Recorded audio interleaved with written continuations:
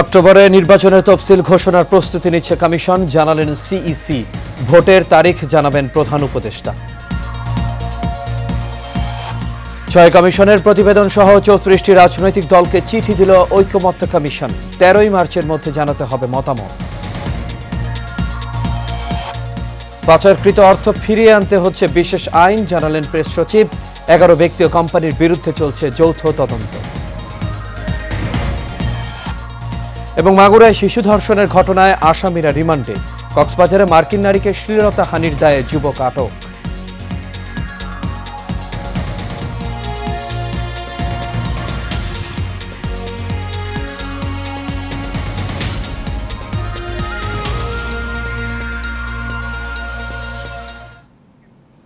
সবাইকে স্বাগত Asian prime নিউজে। দর্শক, পুরো সংবাদ জুড়ে আপনাদের সঙ্গে আছি আমি আনোয়ার রাজ। এতক্ষণ শুনছিলেন বিআরবি কেবল ইন্ডাস্ট্রিজ লিমিটেড সংবাদ শিরোনাম। এবার চলে যাচ্ছি পুরো খবরে।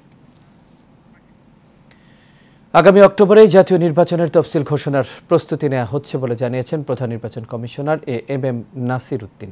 রাজধানীর আগারগাঁয়ে নির্বাচন ভবনে বাংলাদেশে নিযুক্ত ব্রিটিশ হাই কমিশনার সারা কুকের সঙ্গে বৈঠক শেষে সাংবাদিকদের মুখোমুখি হয়ে তিনি এই কথা জানান।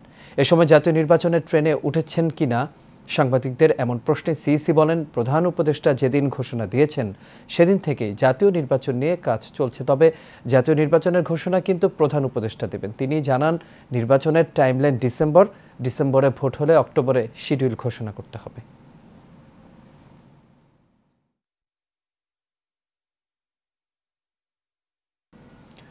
ছয়টি সংস্কার কমিশনের ১৬৬টি সুপারিশ ও পূর্ণাঙ্গ প্রতিবেদন সহ ৩৪টি রাজনৈতিক দলের কাছে চিঠি দিয়েছে জাতীয় ঐকমত্য কমিশন। এসব সুপারিশের বিষয়ে আগামী ১৩ মার্চের মধ্যে রাজনৈতিক দল ও জোটের মতামত জানাতে হবে। আজ জাতীয় সংসদ ভবনে এক সংবাদ সম্মেলনে এসব তথ্য জানিয়েছেন জাতীয় ঐকমত্য কমিশনের সহসভাপতি ডক্টর আলী রিয়াজ। তিনি বলেন, সকলের মতামত পাওয়ার সংস্কার বিষয়ে রাজনৈতিক দলগুলোর সঙ্গে আলোচনা শুরু হবে। এরপর সবাই ঐক্যমত্যে পৌঁছে একটি জাতীয় সনদ তৈরি করা হবে। যখন যে দলের মতামত পাওয়া যাবে সেই সময় থেকেই রাজনৈতিক দলগুলোর সঙ্গে আলোচনা শুরু হবে বলেও জানান তিনি। ৩০টি দলই একমত হবে, সেটা হলে সবচেয়ে ভালো হবে আমাদের জন্য। কাজটা সহজ হবে, খুব সহজে আমরা অগ্রসর হতে পারব। প্রতিটি সুপারিশের ক্ষেত্রে দুটি বিষয়ে মতামত চাওয়া হয়েছে। প্রথমটি হলো সংশ্লিষ্ট সুপারিশের বিষয়ে একমত কিনা। এতে ৩টি বিকল্প রাখা হয়েছে। সেগুলো হচ্ছে একমত, একমত নই এবং আংশিকভাবে একমত। এই সংস্কার কমিশনের কাজ বা ঐকমত্য কমিশনের কাজের কারণে নির্বাচনী প্রক্রিয়া বিঘ্নিত হওয়ার কোনো কারণ আমি দেখি না। বিদেশে পাচার হওয়া অর্থ দেশে ফিরিয়ে আনতে বিশেষ আইন করছে অন্তর্বর্তী সরকার। বিকেলে রাজধানীর ফরেন সার্ভিস একাডেমিতে এক সংবাদ সম্মেলনে এই তথ্য জানিয়েছেন প্রধান উপদেষ্টার প্রেস সচিব শফিকুল আলম। উপদেষ্টা পরিষদের বৈঠক শেষে আয়োজিত ওই সংবাদ সম্মেলনে প্রেস সচিব জানান, প্রধান উপদেষ্টা প্রফেসর ডক্টর মোহাম্মদ ইউনূসের নেতৃত্বে পাচার করা টাকা উদ্ধারের জন্য গঠিত টাস্কফোর্সের সভায় এই সিদ্ধান্ত হয়েছে। বৈঠকে প্রধান উপদেষ্টা বলেছেন, পাচার হওয়া অর্থ ফিরিয়ে আনতে প্রয়োজনীয় সব পদক্ষেপ নিতে হবে, কারণ এগুলো জনগণের করের টাকা। এজন্য অর্থ পাচারের সব অভিযোগ তদন্তে প্রয়োজনে সংশ্লিষ্ট সব স্টেক হোল্ডারদের নিয়ে কাজ করতে নির্দেশনা দিয়েছেন তিনি। প্রেস সচিব জানান, ১১ ব্যক্তি ও কোম্পানির বিরুদ্ধে অর্থ পাচারের বিষয়ে অনুসন্ধান করছে যৌথ অনুসন্ধান তদন্ত কমিটি। ১৭ বিলিয়ন ডলার ছিল, যেটা পাচার হয় হচ্ছে বাংলাদেশের ব্যাংকিং সিস্টেম থেকে। এটা একটা is a kind of highway robbery. তো এই টাকাটা উদ্ধারের জন্য প্রথম থেকেই ইন্টারিম গভর্নমেন্টের প্রয়াস ছিল এবং প্রফেসর ইউনূস প্রথম থেকেই বলে আসছেন যে এটা হচ্ছে আমাদের এই গভর্নমেন্টের খুবই একটা টপ প্রায়োরিটি, কারণ এটা বাংলাদেশের মানুষের টাকা এবং এটা ক্ষমতার পরিবর্তন ছাড়া দেশের মানুষের ভাগ্যের পরিবর্তনে এবং গণতান্ত্রিক পরিবেশ ফিরিয়ে আনা সম্ভব নয় বলে মন্তব্য করেছেন বিএনপির স্থায়ী কমিটির সদস্য নজরুল ইসলাম খান। দুপুরে রাজধানীর একটি হোটেলে একটি বইয়ের প্রকাশনা অনুষ্ঠানে এই কথা বলেন তিনি। জানান, তারেক রহমানের নেতৃত্বে বিএনপি শক্তিশালী দলে পরিণত হয়েছে। এ সময় দলটির ভাইস চেয়ারম্যান আব্দুল্লাহ আওয়াল মিন্টু এবং যুগ্ম মহাসচিব হাবিবুন নবী খান সোহেল বলেন, সম্ভাবনাময়ী বাংলাদেশকে ধ্বংসের দ্বারপ্রান্তে নিয়ে গিয়েছিল শেখ হাসিনা। এর পুনরুদ্ধারে গণতান্ত্রিক সরকারের হাতে ক্ষমতা হস্তান্তর করা প্রয়োজন।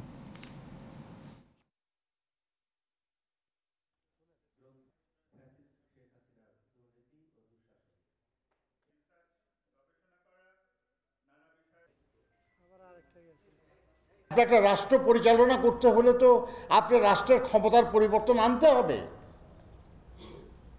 এবং সেটা আনতে হবে গণতান্ত্রিক প্রক্রিয়ায়, ভোটের মাধ্যমে, নির্বাচনের মাধ্যমে।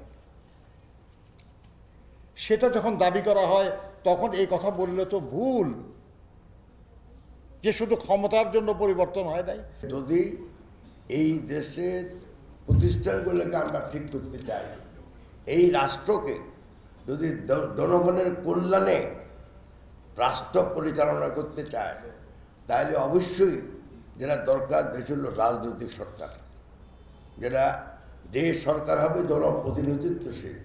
আওয়ামী লীগের দুর্নীতির উদাহরণ এখন আর পৃথিবীতে খুঁজলেই, খালি পৃথিবীতেই নাই, মহাশূন্যে ঘুরে বেড়াচ্ছে আওয়ামী লীগের দুর্নীতির উদাহরণ।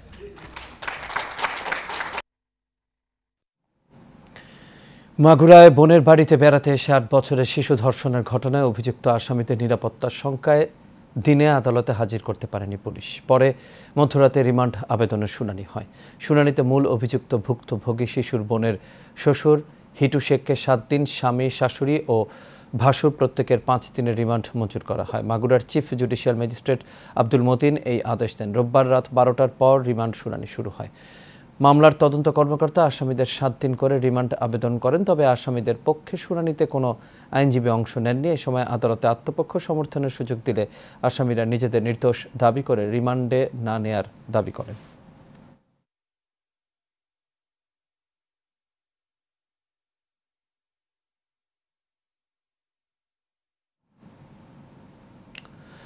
কক্সবাজারে একটি আন্তর্জাতিক সংস্থার মার্কিন এক নারীকে শ্লীলতাহানির দায়ে এক যুবককে গ্রেপ্তার করেছে পুলিশ। সোমবার সকাল 10টার দিকে কক্সবাজার শহরের শহীদ স্মরণস্থ কেন্দ্রীয় শহীদ মিনার সংলগ্ন এলাকায় এই ঘটনাটি ঘটেছে বলে জানিয়েছেন কক্সবাজারের পুলিশ সুপার মোহাম্মদ সাইফুদ্দিন শাহিন। তিনি জানান, এই ঘটনায় গ্রেপ্তার তারেকুর রহমান প্রকাশ সোয়েল্লা তারেক কক্সবাজার শহরের মহাজের পাড়া মোহাম্মদ ফরিদের ছেলে। ভুক্তভোগী নারী মার্কিন নাগরিক স্বামীর সঙ্গে কক্সবাজার থাকেন। ওই নারী ও তার অপর এক সহকর্মীকে সাথে নিয়ে সোমবার সকাল 10টার দিকে শহরের ফুটপাত ধরে হেঁটে যাওয়ার সময় ঘটনাস্থলে ওই যুবক গতিরোধ করে জাপটে ধরেন।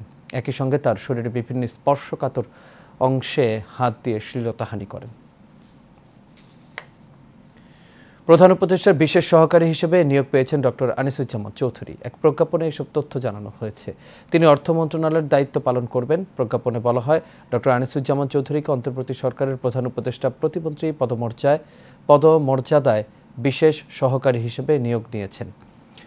আনিসুজ্জামান চৌধুরী বর্তমানে Western Sydney University School of Social Sciences and Psychology এবং Australian Defence Force Academy University of New South ওয়েলসের স্কুল অব বিজনেসে একযোগে অতিথি অধ্যাপক হিসেবে কর্মরত। তিনি 2008 থেকে 2016 সাল পর্যন্ত নিউ ইয়র্ক ও ব্যাংককে জাতিসংঘের শীর্ষ পদে দায়িত্ব পালন করছেন।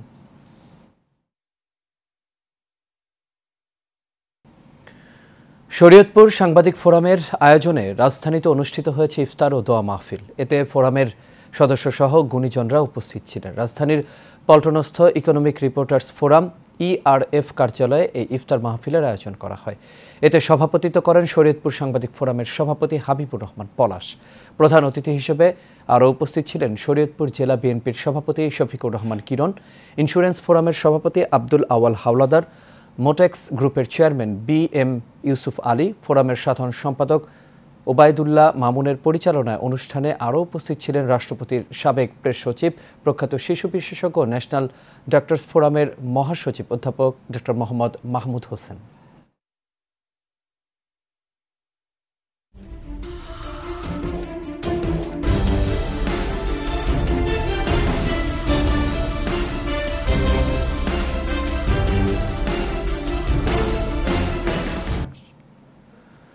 এবার সারা বাংলার খবর। নেত্রকোনার খালিয়াজুড়ি উপজেলায় গ্রামবাসীর ধাওয়া খেয়ে ধনু নদীতে নিখোঁজ হওয়া 3 মাছ শিকারীর মরদেহ উদ্ধার করা হয়েছে। বিকেলে নদের রসুলপুর এলাকা থেকে পুলিশ ও ফায়ার সার্ভিসের লোকজন মরদেহগুলো উদ্ধার করে।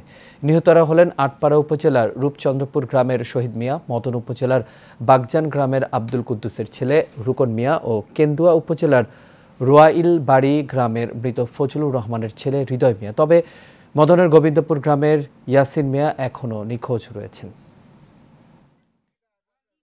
Titas gas transmission and distribution company limited Kaliakair আঞ্চলিক বিপণন চন্দ্র অফিসের উদ্যোগে অভিযান চালিয়ে অবৈধ গ্যাস সংযোগ বিচ্ছিন্ন করা হয়েছে। এক্সিকিউটিভ ম্যাজিস্ট্রেট মিল্টন রায়ের নেতৃত্বে এই অভিযান পরিচালনা করা হয়। এ সময় 5টি বাড়িতে 17টি চুলার সংযোগ বিচ্ছিন্ন করা হয়। জব্দ করা হয়েছে অবৈধ চুলা, রাইজার পাইপ সহ বিভিন্ন মালামাল। এ সময় অবৈধ গ্যাস ব্যবহারের দায়ে 3টি রেস্টুরেন্টে অবৈধভাবে গ্যাস ব্যবহারের দায়ে 1,10,000 টাকা অর্থদণ্ড প্রদান করা হয়। এ সময় আরও উপস্থিত ছিলেন চন্দ্র আঞ্চলিক বিক্রয় শাখার ব্যবস্থাপক প্রকৌশলী খোরশেদ আলম, আঞ্চলিক রাজস্ব চন্দ্র শাখার ব্যবস্থাপক মোহাম্মদ আমজাদ হোসেন সহ অন্যান্য কর্মকর্তা ও কর্মচারী বৃন্দ।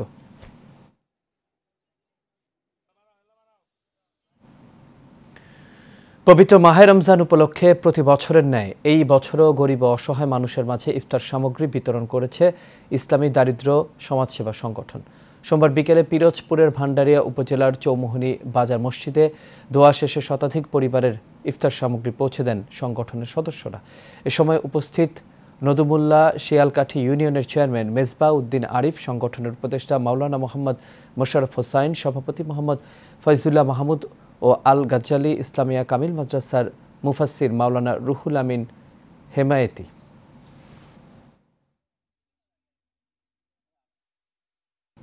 আর এর সাথে শেষ করবে এশিয়ান প্রাইম নিউজ। তবে যাবার আগে বিআরবি কেবল ইন্ডাস্ট্রিজ লিমিটেড সংবাদ শিরোনামগুলো দেখে নেব দর্শক। আরও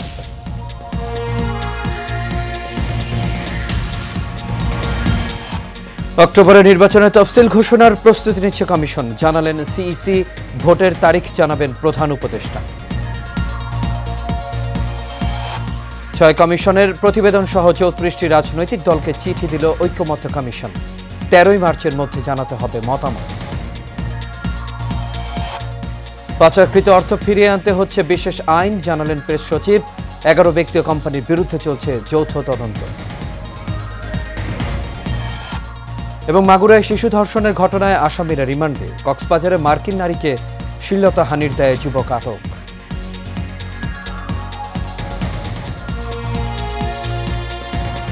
দর্শক, এই ছিল আমাদের এখনকার আয়োজনে। আমাদের পরবর্তী সংবাদ দেখার আমন্ত্রণ রইল। এতক্ষণ সাথে থাকার জন্য সবাইকে ধন্যবাদ। শুভরাত্রি।